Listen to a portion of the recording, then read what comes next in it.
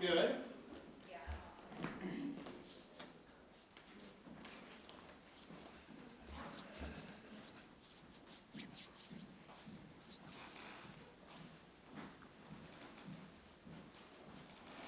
All right, good afternoon, everyone. Thank you for joining us for today's briefing with regard to what the state is doing to slow the spread of coronavirus here in Nebraska. As always, we remind people that we want to follow our 6 rules to keep Nebraska healthy. Don't take any unnecessary trips outside your home. Make sure when you're working, you're keeping that socially distant space, such as Marty and I are doing right now, 6 feet apart. When you are going out to shop by yourself. Don't take the whole family. Be efficient. Go to the store and get back. Do it once a week. Help kids by keeping them at home to play and avoiding group sports and playgrounds. Help seniors by running errands for them. Shop for them so they can stay home, but do not go visit them in a long-term care facility. We are trying to keep those folks isolated so that we keep them protected. And then finally, exercise once a day. Do it at home or in an appropriate socially distanced sort of way. Hospital data. Again, the reason we're putting all these restrictions in place is to make sure that we preserve our healthcare system. And we've done that. It's been very successful. We have 49% of our hospital beds available as of today. 40% of our ICU beds are available today. And 78% of our ventilators are available. So lots of capacity in the hospital system. And we're going to be talking a little bit more about that in a little bit, or just in general about hospitals in a minute. Test Nebraska. Again, we want to remind people to go to testnebraska.com to sign up to get tested. This is going to help us get a picture of what's going on in the state. It's how we're scheduling people to get the Test Nebraska tests. We did over 4,300 test results have been received back. I think it's 4,313. We had 144 people test positive through those tests. We want to continue to get people signed up to do that testing. We had testing going on in Omaha, Grand Island, Lincoln, and Schuyler. And now remember, these are mobile testing sites, so we are now moving to Lexington. So it's still going on in Omaha, but we got the Grand Island team going to Lexington. The Schuyler team's going to Norfolk. We're still in Omaha and Lincoln. So that's what we're doing with regard to Test Nebraska. And of course, we do have to give the crews days of breaks as well in between as they're moving and everything so that they can rest up. So that's the Test Nebraska update. Also, yesterday we had a question about the validation. As I mentioned in the past, we've been validated. We validated the facility, and there's a process in place to make sure that we continue to, ongoing type of validation. It's done by the Nebraska Public Health Lab, and it is done, on a without notice kind of process. So we are continuing to validate that, and there's a process in place for that. And there was probably another question that I was going to try to address. Oh, we also had a question yesterday with regard to bars and serving food and that sort of thing. And I mentioned yesterday that, again, if you have a license to serve food, you already know it. And in fact, that license code is 01. So if you have you've been inspected to serve food, you have that permit 01 on it, you know that you're able to actually serve food and serve alcohol. If you are a bar that does not have that on it, you cannot just start opening up by serving popcorn or hot dogs or anything like that. You've got to have that permit that allows you to serve food. So there really shouldn't be any confusion about who can do this or not. Check with your local public health department if you have any question about it. But if you're an organization that has that 01 on your permit, you know that you are licensed to serve food and you can be doing that. If you are not, you cannot. So it should be that straightforward. We talked about a lot of the things that we've got going on this week. We've recognized a lot of people, our long-term care facilities, our nurses. This is also Hospitals Week. And we want to thank all the folks who are working hard in our hospitals to be able to take care of not only the patients with coronavirus, but all the other patients they take care of. Certainly some of our hospitals have really just done heroic work. If you look at CHI St. Francis and what they've done in Grand Island to be able to manage the folks who are coming into their hospital system, the cooperation we've seen from other hospitals across the state to be able to manage this. Really, they've been great partners to be able to help make sure we're taking care of people here in Nebraska. Dr. Antone, I'd like you to come up and just say a few words, because I know you deal a lot with the hospitals and talk to them on a regular basis, daily basis. Thank you, Governor, for allowing me to do that. If there's been one privilege that I've learned from this whole experience and maybe one silver lining, is that I've been able to develop relationships with almost all the hospital CEOs and CMOs throughout the state. And I just the governor's given me a chance to publicly thank all of them. I've usually been in at least daily communication with most of the major hospitals that were affected with their CEOs. And it dates even back to even before I developed those relationships, when they decided on their own to go ahead and decide to not do elective surgeries. And I think that really made a huge difference in the way that our hospital capacity and the way we've been able to manage the whole situation from the beginning. So I just want to publicly thank, I would, if I mentioned everybody's name, but you know who you are, in Columbus, Omaha, Lincoln, Grand Island, Kearney, Scottsbluff, North Platte, Norfolk. You guys know who you are. I can't thank you guys enough for taking my calls, for keeping me informed every morning. And again, I think it's been a huge team effort, and the hospital associations, the CEOs, have played a huge role in that. So thank you very much, Governor, for allowing me to say that publicly. Thank you, Dr. Antone. And again, I want to add my thanks to Dr. Antone's as well. We really have just had great collaboration from all the hospitals across the state.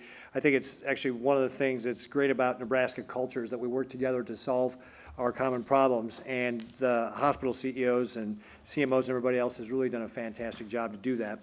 A couple things. I want to sign this proclamation proclaiming it National Hospital Week here in the state of Nebraska as part of a way to say thanks. And then I'm going to call up Marty Fadig, who is the CEO of the Nemaha County Hospital and the past president for the Nebraska Hospital Association. Marty, would you come up and please accept this on behalf of your members from the state to say thank you for all that you and your members are doing, and then please say a few words. Thanks. Thank you very much.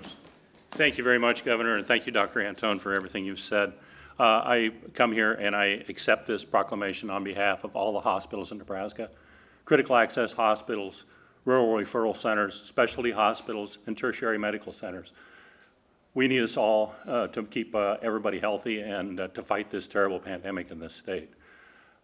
I also want to mention the fact that one of the things that Nebraska does differently than a lot of other states, because I get to travel around a lot and talk with a lot of other hospitals, CEOs, and that is that we collaborate more often than we compete.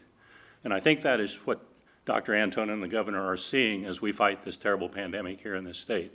We are willing to collaborate with each other and with the state to make this thing as harmless as possible. So thank you again, Governor, and thank you, Dr. Antone, for all you do. We want to help. Great, thank you very much, Marty. Now, another one of the things we've talked a lot about that goes hand in hand with the testing is then doing the contact tracing afterwards. So again, just the high level of this is we test somebody when they are identified as positive, we contact that person and ask them to isolate, and then we go back and review their contacts for the last 2 weeks and get those people to quarantine and ask them to monitor their symptoms. So this is an important part of how we tackle the virus head on, to focus on the people who are directly impacted, to allow us to be able to start loosening some of these restrictions on everybody else so everybody else can start living a more normal life.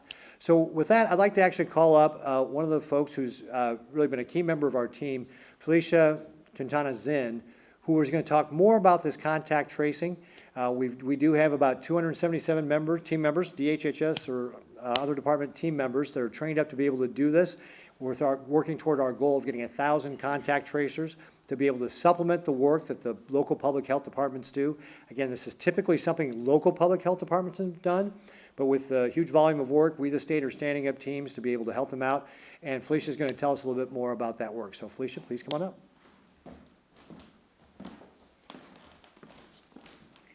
All right. Can I move these? Sure. I'm just really short. All right. Hi, everybody. So I'm going to talk to you a little bit about contact tracing, what that actually really means. So I'm sure you've heard it quite often, that term throughout kind of this pandemic and what we're experiencing right now. But what it is, it's essentially an investigation or detective work. And what the goal for this is to figure out who has been exposed to a contagious disease, something like measles, or in this case, coronavirus. And the overall goal for contact tracing is really to quickly identify who has been exposed, who might have been exposed, and really stop the spread of the illness as quickly as possible, and really help protect, those family, friends, or other community members that might have been exposed. So really, how does it work? So when it all kind of starts with a positive test, so what happens is the local health department or one of our DHHS contact tracers will reach out to the person who tests positive, and they'll provide them some information as to isolation, what that means, and kind of what they need to do. And then they'll ask for some information, some basic information about themselves, who they could have exposed, what interactions they had and what they look like, to really identify who might be at risk. And then they also will go and reach out to those individuals who have been exposed and contact them, let them know, and kind of go from there. So if you are contacted by one of our disease investigators or contact tracers, you can expect a couple of things. One thing, if you test positive, one thing that's helpful to have on hand is probably a calendar to help you remember and jog back your memory for what happened over the course of a specific period of time. So what they're going to ask is when you started feeling symptoms, what those symptoms are like, if you've been in the hospital with COVID, if you have any other pre-existing medical conditions, and who you've had close contact with over the period that you've had symptoms, and then 48 hours prior to that, so 2 days prior to starting symptoms, who you've had contact with. And so when we say close contact, we're not talking about just passing somebody in a hall or in a grocery store. We're talking about being within 6 feet of distance for over 10 minutes with that individual. And so that's where that calendar can really help, is to really sit there and kind of go back into what happened over the past few days. And then if you are a contact, so somebody who has been exposed to this individual who tested positive, what you can expect is that a contact tracer will reach out to you. They'll let you know that you had a likely exposure. This is kind of what you need to do next in the coming days. And then they will really give you recommendations to reduce your exposure to others. And so if you are experiencing symptoms, one of the things that really helps is to tell them that you're experiencing symptoms, because there will be next steps that are going to be a little bit different for you if you're already experiencing symptoms. So overall, the biggest help that you could provide if you are contacted by a disease investigator or contact tracer is really just to be open and honest with them about what you're experiencing. That's really going to be the biggest help and the biggest key. So with regards to the information that they do collect, this information is protected health information. So information that you're providing to these individuals, they are trained staff, and they are there to help and make sure that we don't expose any other individuals and really try and stop this as quickly as possible. So the information doesn't get shared with other government agencies or the public. It really just is there for public health to really work and stop the spread of this disease. So prior to coronavirus, typically we have about 30 or so contact tracers or disease investigators throughout the state. That's really, with where we're at right now, that's not enough people, because this is a lot of time on the phones and talking with people. So we really needed to ramp that up and help support our local health departments who are really the boots on the ground and who are taking the brunt of all of this. So currently DHHS, we're assisting and supporting the local health departments. We have trained, like the governor said, 277 DHHS teammates from public health and other divisions like children and family services and developmental disabilities to really help increase that number of tracers. And really, this is a department-wide effort. This is a public health effort. This is a group effort that we're doing, not only with DHHS, but also with the local health departments. And we're all working to assist and support each other through this. And so DHHS is also, for the long term, we are working in collaboration with the Department of Administrative Services to really ramp up the contact tracers even more for longer term. And our goal is to get to that 1,000 contact tracers that the governor just said. So that's all. Great, thank you, Felicia. All right, so now we'll go ahead and get into some of the questions that have been submitted ahead of time. From Mike McKnight, WWT. Creative Hair Design on 120th and Pacific in Omaha is 17,000 square feet. The owner wants to know why there's a limit of 10 people in a large facility like this. He suggests a percentage of occupancy like 50% as long as maintain more than 6 feet between styling stations. Would that work? Again, the 10-person rule is in impact there for salons and barber shops. So we will be looking at making, loosening up restrictions down the road, but for the time being, Creative Hair Design has to follow the 10-person rule just like everybody else, and I understand it's a bigger facility. But again, what we're really trying to do is make sure that we're getting a handle on loosening these restrictions up while making sure that the virus does not make a comeback in our communities and overall in the healthcare system. So we will look at loosening those up down the road, but for the time being, for the month of May, Creative Hair Design will have to continue to follow the 10-person rule. And we had actually talked to the person, had contact with that person as well.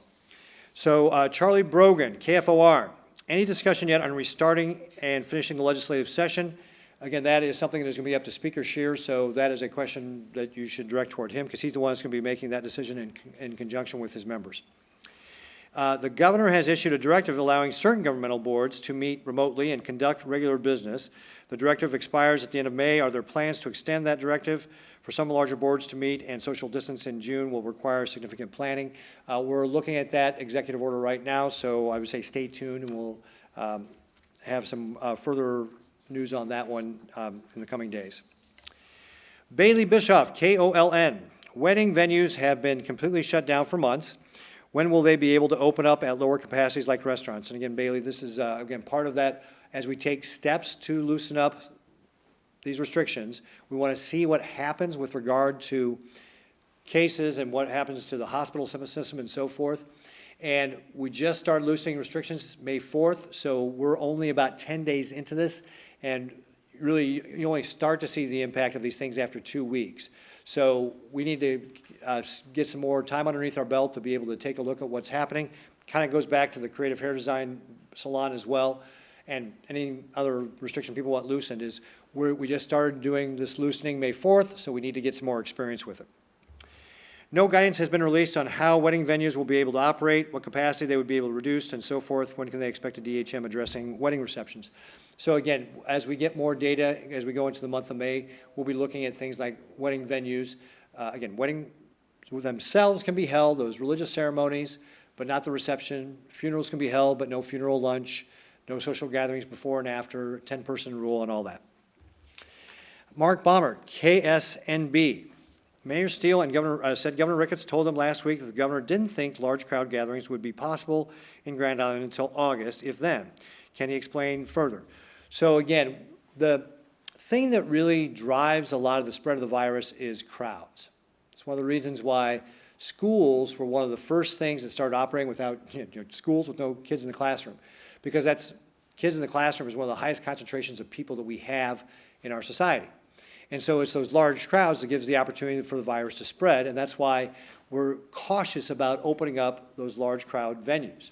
So when it comes to Grand Island's, obviously Hall County has been one of our counties that has been more heavily impacted than other parts of the state. So we're going to need to be even more cautious there with regard to that. So that's why I told the mayor that, again, we're going to be cautious about this. We're still operating under the 10-person rule right now in May. As we get into June, and assuming things stay stable, then we'll be looking at loosening up that restriction in June, and then again in July and in August, like that. So, but it's difficult to forecast how big a crowds we will get to here in May until we actually get some experience with loosening these restrictions that I just described. So, and at the end of the day, again, large crowds are going to be difficult regardless. So as we loosen up these sizes, it'll be a step at a time. And that's why, and actually I'm going to go on to the next question here, because it says the state fair is scheduled to start August 28th. Is it in jeopardy? Why or why not? We'll still have to work to see with regard to what happens with the state fair, but it is safe to say that the state fair will not be able to operate this year the way it did last year. That we will have restrictions in place for not only the state fair, but any sort of large public gathering like that. There will be restrictions in place if they are allowed to operate.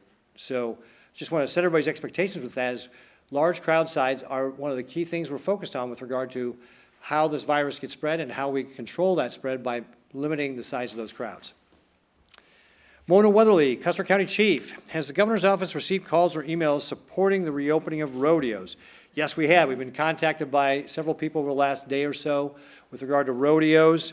Can rodeos resume without the governor's approval? No, the answer is not. They cannot resume without the governor's approval. I understand the governor has said that we are taking reopening one step at a time. Yes, that's right.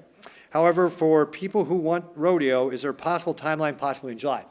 Actually, so we are looking at rodeos as long as other sports. Again, we started with the youth baseball and softball as kind of our first step getting into reopening sports for young people, this youth sports. So we're taking that one step at a time. We're going to see how that goes. We will look at other sports like rodeo. We've also had some questions, for example, with regard to soccer and other sports. We will take a look at those as well. We're starting with that youth baseball and softball, and we'll make other steps as we get further into May and June. What additionally would the governor like to say to people who are anxious about getting rodeo going again? Again, we're taking a look at it, so I would say stay tuned. We're taking this a step at a time to make sure that we continue to preserve the healthcare system. We don't allow the virus to be able to start spreading widely in Nebraska. Steve White, NTV. This is similar to that one. Mayor Steele indicated, based upon a conversation with the governor, Grand Island and Hall County will likely see social gathering limits on large events until at least August. And by the way, that's going to be true all across the state. That's not just a Grand Island thing. We will have limits on crowd sizes. What guidelines do you expect for Grand Island beyond the current DHMs? And Steve, same answer, we'll just have to stay tuned on that one. We'll take that one step at a time, just like we will for the rest of the state. Grant Schulte, Associated Press. Based on the current number of Test Nebraska tests being conducted right now, how confident are you, do you think that we'll see the estimated 3,000 tests per day when the ramp-up period concludes at the end of the month? So obviously we are working to get to that 3,000 tests per day. We need people to sign up for testnebraska.com, though, to make that work, though, as well. So we want to get up to, we've got 4 mobile testing sites now. We want to get to the 6 mobile testing sites. But to be able to get to 3,000 tests per day, we will need 500 people to sign up for each of those mobile testing sites. So again, this is why signing up for testnebraska.com will help us reach that goal of getting 3,000 people a day to be able to be tested. So we're working toward that right now. It's a new system. It's been up about a week and a half now. We're continuing to make improvements to it, and so I'm confident that we will get to that 3,000 tests a day at some point, but part of it's going to be people got to sign up for it. I am seeing reports that testing has stopped in Grand Island. If true, why is that, and when will testing resume? And again, these are mobile testing sites, so we move them around. As I said, we're in Omaha and Lincoln right now. The Schuyler testing team has moved to Norfolk. The Grand Island team has moved to Lexington.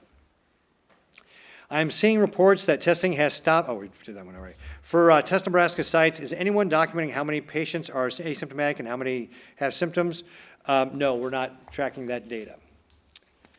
Jeff Van Sant, KMTV. Last Thursday, they said that 81% of all applications received since March 1st have been processed. What is that, an update on that number? That number is still at, 81%. But again, we continue to receive new applications in, so we are getting applications processed. And in fact, of the applications we had prior to May 1st. Recall that I signed an executive order that waived a statute that required the Department of Labor to go back to all the previous employers. We're only going back to the most recent employer now. We've been able to clear about 2/3 of the cases that had built up, before the beginning of May as a part of that, because we're able to process these things faster, and we paid out about 75% of the claims that we've had in the queue there. We have heard from someone who claims that it took them 5 to 6 weeks to receive an unemployment benefits. What would you say to those people who have waited this long? Again, folks, we have received 3 years' worth of claims in about 2 months. And we are, our goal is still to get 75% of them processed in that 3 to 4 week time frame.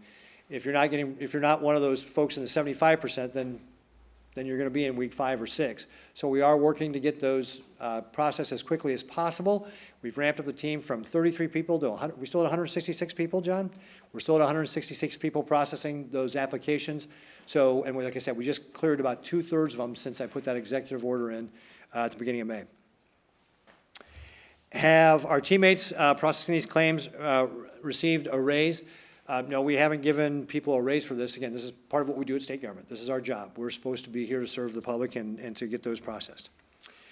Some viewers have reported problems with the online chat function. Are you addressing this? We are aware of that online chat function. It is not working, so we have taken it down because it's just not serving the purpose that it's supposed to. Since it wasn't a good customer service, we've taken it down entirely. What kind of effect will this have on unemployment numbers have on the state? What effect will the unemployment numbers have on the state tax revenue? Again, I think it's too early to tell exactly what that impact on state revenue is going to be. We know it's been impacted. I think we've already talked about how $330 million of payments were moved from April because the federal government moved their deadline from April 15th to July 15th. The state followed the federal guidelines, moving our taxes due from April 15th to July 15th.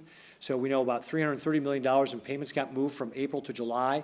But it's still kind of early to know exactly what will happen with regard to all of that until we actually get into July and get those employment claims paid, or the personal income tax forms put in.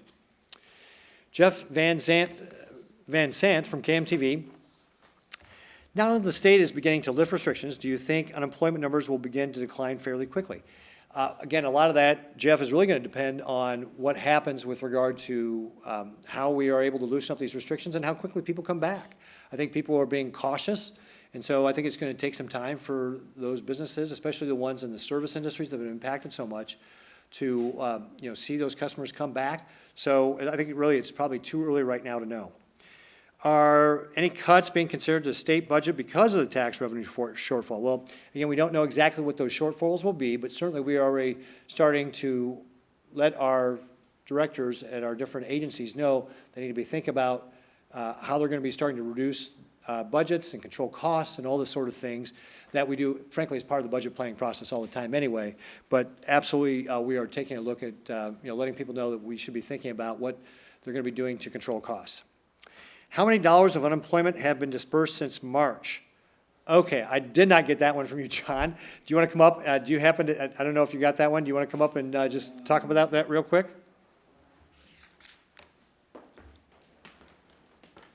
I'm not sure that I have the full number for back to. What you got?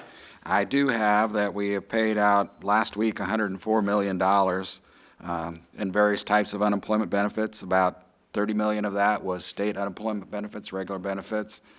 And so, and for the year, we have paid almost $80 million, I believe is the number, for regular unemployment benefits.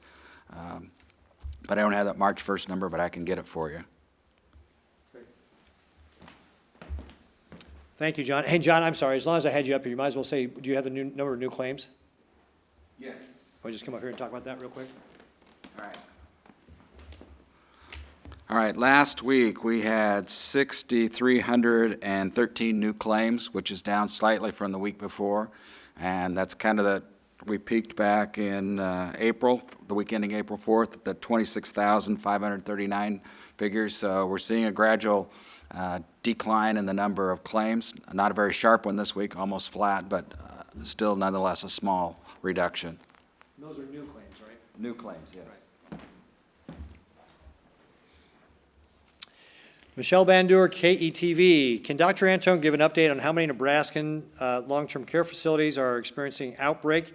How many deaths are connected with long-term care facilities, and how many facilities are being investigated for the handling of the COVID case crisis? What does the investigation entail? So actually, I think I can cover this because we talked about it with Dr. Antone, and Dr. Antone, so check my numbers. We said it was 82 total facilities, 35 with residents who had tested positive. We said 75 fatalities related to long-term care facilities out of 107 total fatalities, so about 70%, the same percentage as it was yesterday. Exactly 70%. Yeah, so 70% where it was yesterday. And the second part of the question is about when there is a death in facility, doing the investigation on that. I think we're going to have somebody here tomorrow to talk about that, Michelle, so if I could ask you just kind of stay tuned. We'll have somebody coming in and talk about long-term care facilities, and that probably would be a good question for tomorrow. So Taylor, in addition to following up on the March 1st numbers for labor, just keep Michelle's question on hand for tomorrow. We'll get to that as part of our briefing tomorrow.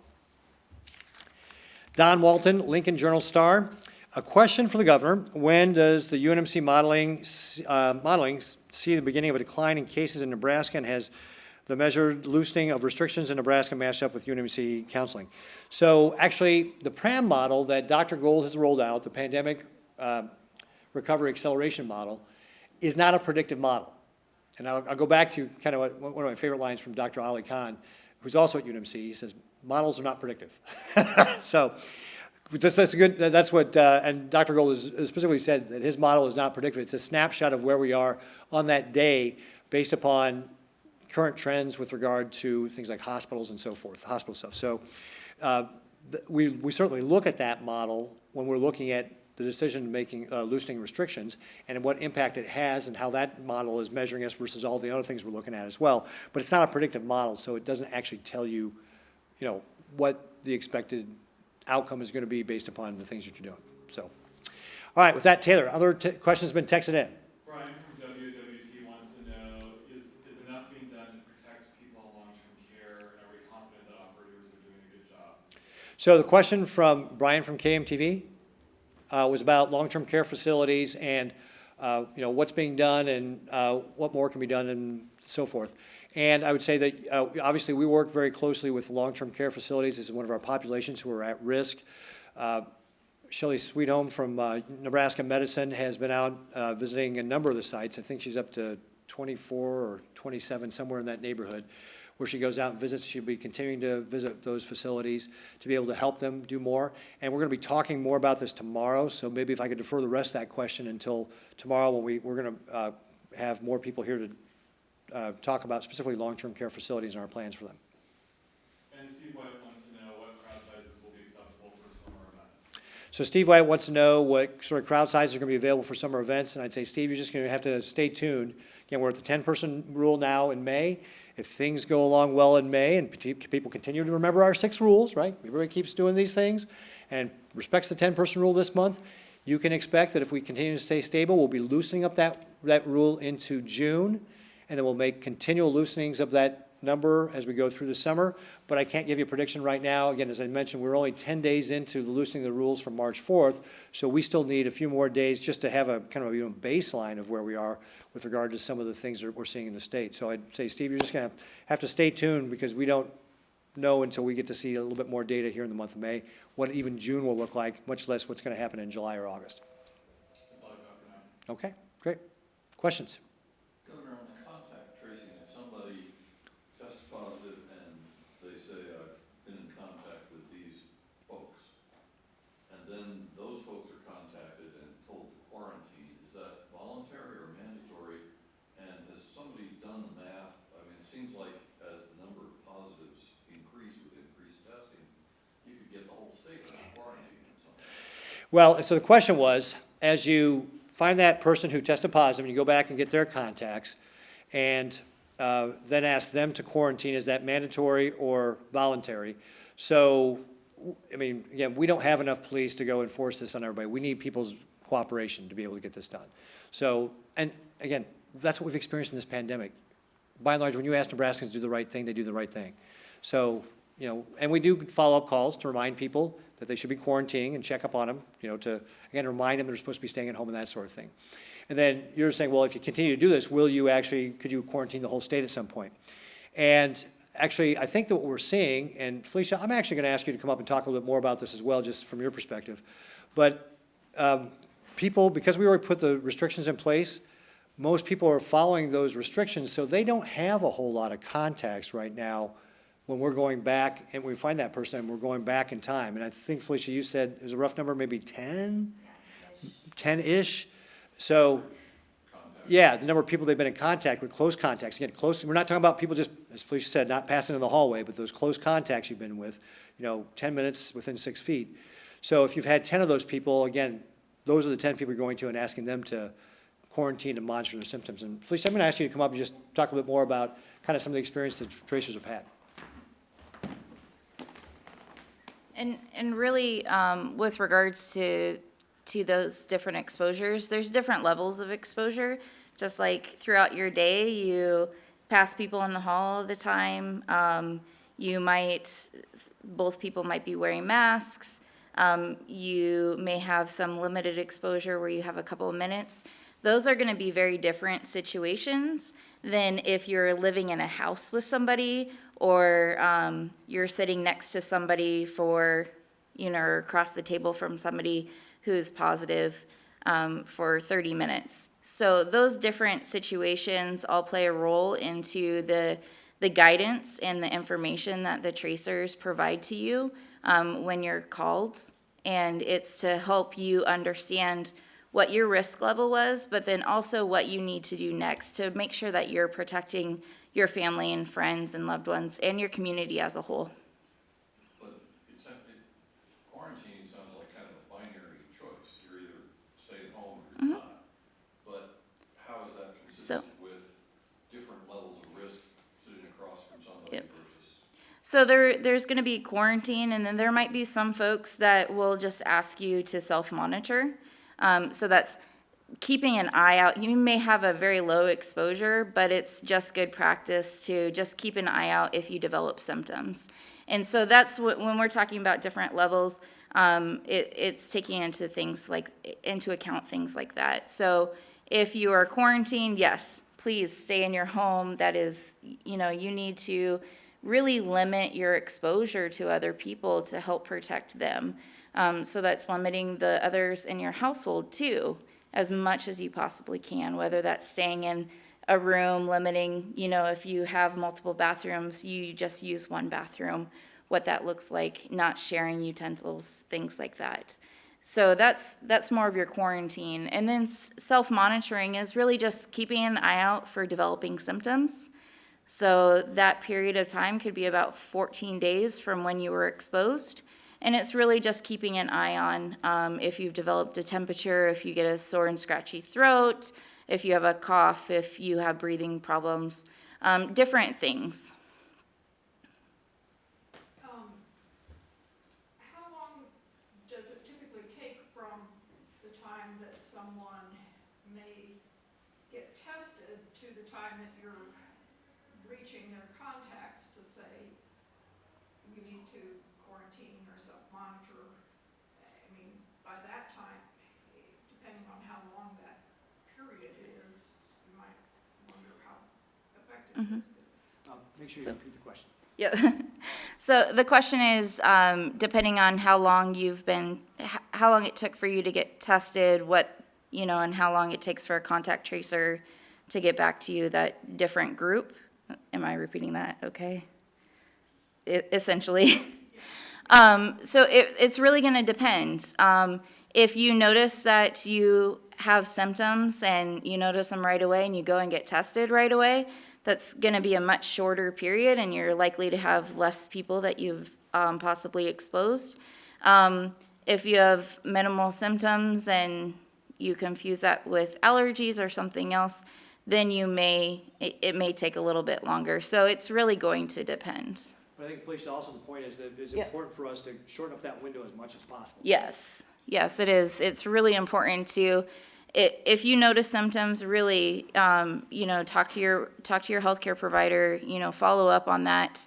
And really, if you're seeing anything, that's when you should consider, taking a look at possibly self-quarantining, and just minimizing what you can do, just minimizing your exposure overall. So it may not be to the same level. And also, why we're beefing up the contact team to be able to try and get through these cases faster. Yes. Yep. So, Okay, so that's part of my question. Okay. is How long does it take the contact tracers to go through the process that they do so that, you're reaching people to tell them to do something? so the question is how long does it take for the contact tracers to get through the process to get to everybody? Really, that's going to depend. As we're ramping up and we're increasing our numbers for contact tracers, we're going to be speeding that up. We are trying to get to everybody as quickly as possible. Can you give us an idea? I don't have that number for you right here, but I can look into it. And do you recommend that people be tested if they've been exposed? Really, I think that the question is to recommend if you get tested, if you're exposed. Really, that's going to be working with your provider and with your local health department and having those conversations. And in part, how closely exposed. Yes, Right. and depending on your exposure, there's varying degrees of exposure. In order to be able to reach out to these folks, obviously you need to be able to contact them by phone or email or however you guys plan on doing that. How are you obtaining this information from folks that, under certain circumstances, may not be expecting a call and you would give it to them kind of out of the blue? It's just a clarifying, for the person who's tested positive or just a contact? For the people that you would be tracing to try to alert them that they may have Okay. been exposed. So the question is, how do we reach out to our contacts of the person who's been exposed? So really how we do that is when the disease investigator is discussing kind of who they possibly could have exposed, we are asking for a name and a phone number or a way to contact that individual to really try and alert them, hey, you have possibly been exposed, you have a likely exposure, this is what you need to do next. But it's also a little detective work too sometimes, right? Yes, it is a little bit of detective work. And on the same topic, you mentioned you're still trying to hire contact tracers. Is this something like you're actively just looking for people in the public, maybe someone that has been recently unemployed, or are you trying to look for those people internally? So really, what we look for, and the question is how are we looking for contact tracers? Are we looking in the public or through other means? That's part of what we're working with the Department of Administrative Services on, is really identifying those who would be good at contact tracing, those who might have healthcare background, who are experienced in having conversations with folks over the phone, doing some of this type of work. Well, those are our current teammates, correct? Currently, we have DHHS teammates who are doing the contact tracing, and that's our first goal. And then we're working with administrative services to really expand that to get out to that 1,000. So it's all going to be pretty much state workers getting up to that 1,000? No, it'll be a variety of different groups that we're looking into. Talk about just kind of some of the private company, that we're Okay. working with private companies.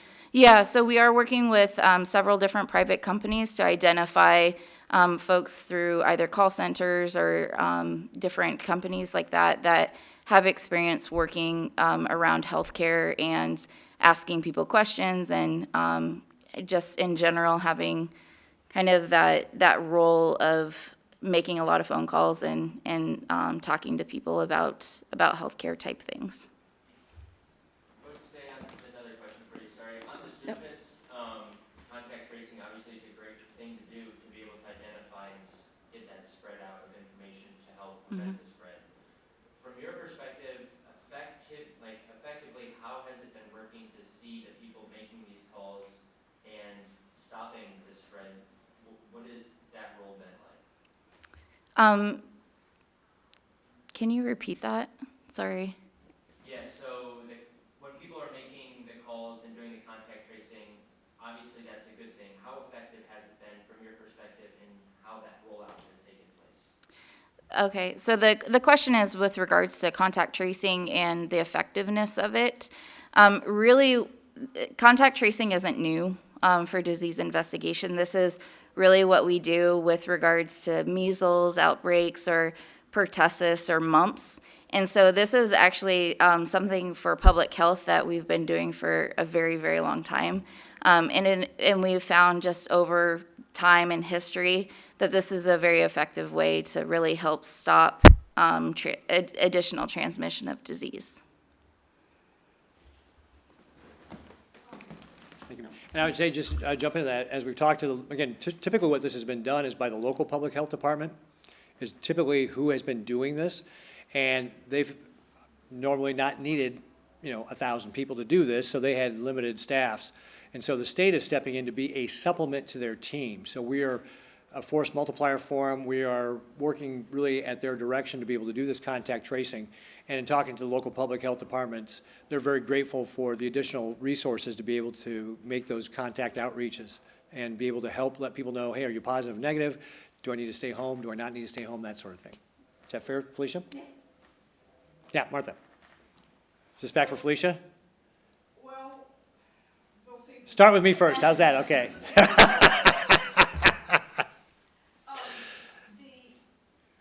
The folks that you have employed now to be contact tracers who are HHS workers are folks who obviously had a job, a different job, and so how are you covering those duties? And how long do you expect them to be doing contact tracing instead of their regular duties? Right. So Martha's question is, and she's absolutely right, if we're taking people from Children and Family Services or Behavioral Health or Developmental Disabilities, other departments within our, the Department of Health, other agencies within the Department of Health and Human Services, we're taking them away from what they were doing already. And yes, that is right. We're taking folks who were doing one job and we're asking them to do this job. And in particular, because they had the kind of background and expertise to be able to quickly move over to this job.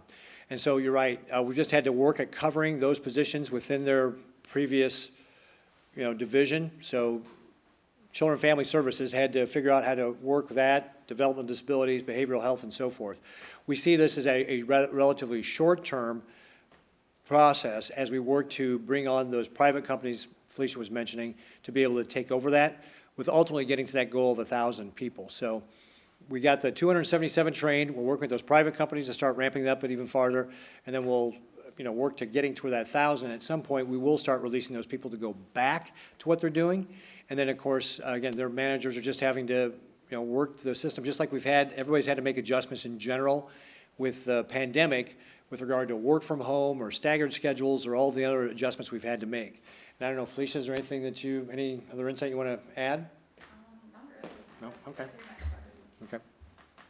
Hunter, you said it takes about 2 weeks for the effects of loosening to work their way through the system.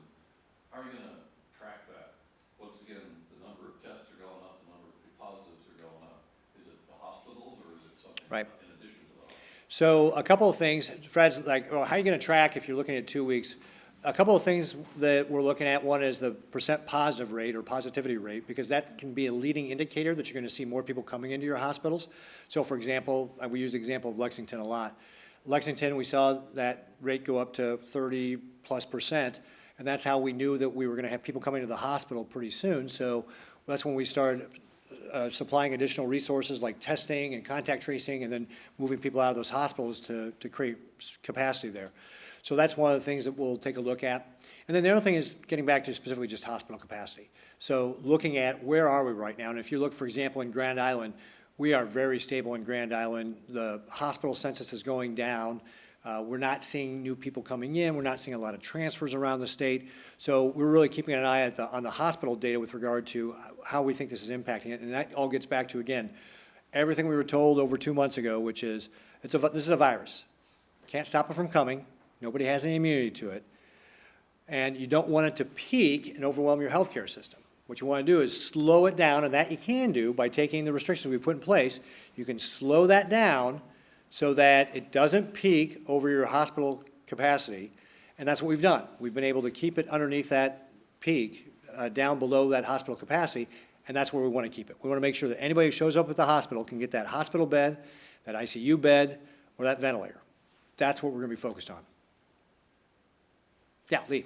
I had a question maybe for Dr. Antone about how hospitals have kind of come together to work together. Dr. Antone, can you come up and talk about the hospitals and how they've worked together? At the end of the day, their hospitals are competitors just like any other business. What has it been like from your perspective to see, in theory, opposite teams come together to fight this common goal? So Lee is asking about how have I seen the collaboration between the different hospital systems, particularly like say between CHI or UNMC or Methodist. And they've actually put together their own nightly calls and weekly calls with CEOs we have also. And it's like nobody had any issues at all being collaborative about transferring patients within the system themselves, obviously, or between systems. And we saw that, like the governor said, in basically, Grand Island and Lexington. I mean, the other hospitals around those areas, and I can show you on my cell phone how many times I communicate with those CEOs and CMOs of those hospitals on at least a daily, sometimes twice daily basis. And then we set up the call center and have the collaboration between all the hospitals in the state of Nebraska to take part in this call center transfer system so that the patient's transfers went to the nearest available hospital, no matter what system it was, that could take care of that patient. So, I mean, I can't thank the CEOs and Marty, at critical access hospitals. They all stepped up in case we were going to need their capacity to help with patient transfers and things. Fortunately, we haven't needed it so much yet, but the critical access hospitals are all available too. So, I mean, I don't know, Lee, one way to answer that question is that, I mean, this is Nebraska, we're just like unbelievable, like Marty said. It's a different system here in Nebraska. Maybe what I see is every time I interact with some of the CEOs, CMOs, or anybody, it's like 1 or 2 degrees of separation between, knowing somebody or, being friends with somebody. So it's been incredible. Before I go, I want to acknowledge Felicia. Felicia has been on the ground floor of this effort since before it started. She is the deputy director for our division for hospital preparedness, emergency preparedness, healthcare-associated infections, epidemiology. And just what she talked about today in contact tracing is just the tip of the iceberg of what Felicia really does. She's been involved in every aspect of this project. And so I guess today is my day to publicly acknowledge people, but I just wanted people to know how much Felicia's been an important part of this effort. So, Thank you, Dr. Anto, and thank you, Felicia. Marty, do you want to say anything more on that question? Come on, take the opportunity. Might as well come on, brag about some hospitals. All right. If you give me a platform, I'm going to take it and try and promote rural hospitals in particular. That's where I've spent my entire career is working in, and I am passionate about rural health care. We have collaborated for years. We get together. There are about 15 of us rural hospital CEOs that get together and have a conference call every Friday, and we share best practices so that we can all learn from each other and not compete. There's certain things, that us in Tecumseh or us in Falls City, we're real close to each other. We may want to compete on certain things, but we've learned a long time ago that if somebody gets mad at me and jumps in the car, they're not going to stop in Nebraska City and see the doctor. They're going straight to Lincoln or Omaha. So we have a lot more to gain by collaborating than we ever did by competing. And we work with the big hospitals. We work with all those hospitals. Yeah, they may compete on some of their specialty clinics and specialty services and things like that. But when it comes down to taking care of people, they don't compete. They collaborate all the time. And you can't say enough about those leaders. They're just tremendous people. Great, thank you, Marty. We have an update from John Alvin on some of the numbers, and then we have time for one more. All right, John, why don't you come up and give us an update real quick? Thank you. I don't remember which reporter it was that asked, but someone asked how much we had paid in benefits since March 1st, and we have paid $335 million in total benefits since in that time period. About $222 million of that is the FPUC, 12.6 million. Everybody remembers that. Federal Pandemic Unemployment Compensation, the infamous $600 per week additional, and then about $12.6 million in the Pandemic Unemployment Assistance, the one for the self-employed, the gig economy people, and then about $100 million in regular benefits. And of course, there weren't the federal programs before, but in all of FY19, we paid $67 million in regular benefits, so we have now paid half again that amount in a matter of 2.5 months now. So, Thank you, John. One more question. Yeah, I just had a question for Commissioner Allen, too. Commissioner Allen. We have the money that was paid out last week. Do you have a number of claims that were paid out and how many remain in that queue?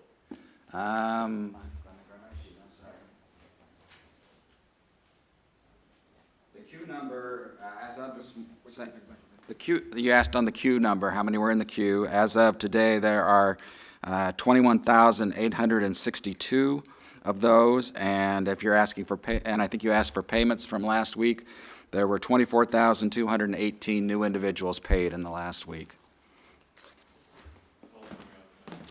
All right, folks. Well, again, thank you very much. I appreciate you all taking your time to hear what we're doing at the state of Nebraska to slow the spread of coronavirus. I want to thank all the Nebraskans who are working to slow the spread of coronavirus here in our state, the sacrifices you're making.